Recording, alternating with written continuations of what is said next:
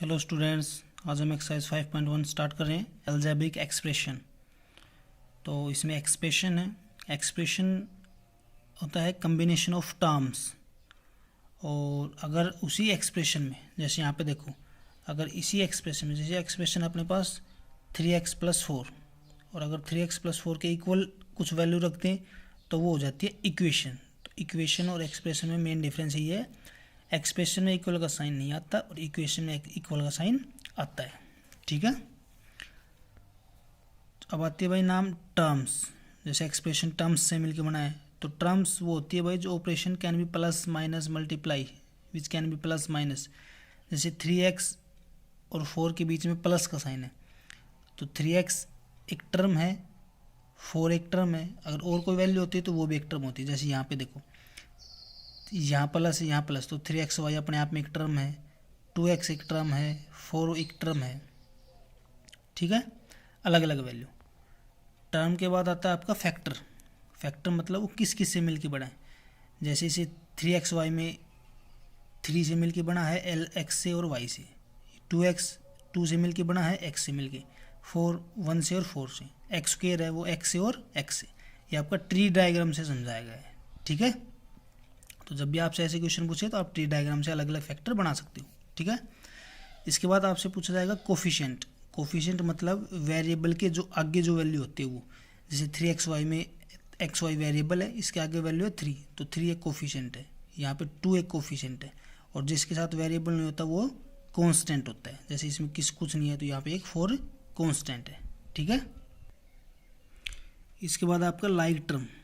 Like term वो होता है जिस एक्सप्रेशन में सेम वेरिएबल हो, यानी x है तो x स्क्वायर है तो x स्क्वायर, y है तो y स्क्वायर है तो y, और सेम पावर हो, उसको लाइक टर्म बोलेंगे हम। जिसके अलजेब्रिक फैक्टर सेम हो, यानी फैक्टर सेम हो, यानी सेम पावर का दो, चाहे सेम वेरिएबल का दो, या फिर अलजेब्रिक के फैक्टर सेम हो। जैसे 3x और 2x, कोफिशिएंट कुछ भी हो सकता है लेकिन वेरिएबल सेम होना चाहिए। देखो x है, पावर 1 1 है, तो ये लाइक है, like term. 3xy 7xy, xy same है, तो ये लाइक टर्म। अनलाइक में अलग अलग, जैसे यहाँ पे xy है, वहाँ पे x है, सिर्फ अलग अलग वेरिएबल है, तो ये अनलाइक टर्म होगी। ठीक है। लाइक टर्म वही होगी जिसकी सेम पावर होगी और सेम वेरिएबल। अब आते हैं लाज इसके। Monomial, binomial, trinomial, polynomial. Monomial वो जिस एक्सप्रेशन में सिर्फ एक टर्म हो। जैसे इस एक्सप्रेशन में 1 2 3 3 टर्म थी, 1 2 3, तो इस तरीके से। तो ऐसा एक्सप्रेशन जिसमें केवल एक ही टर्म हो, जैसे 3xy। बाइनोमियल वो एक्सप्रेशन जिसमें केवल 2 ही टर्म हो, लेकिन वो लाइक नहीं होनी चाहिए।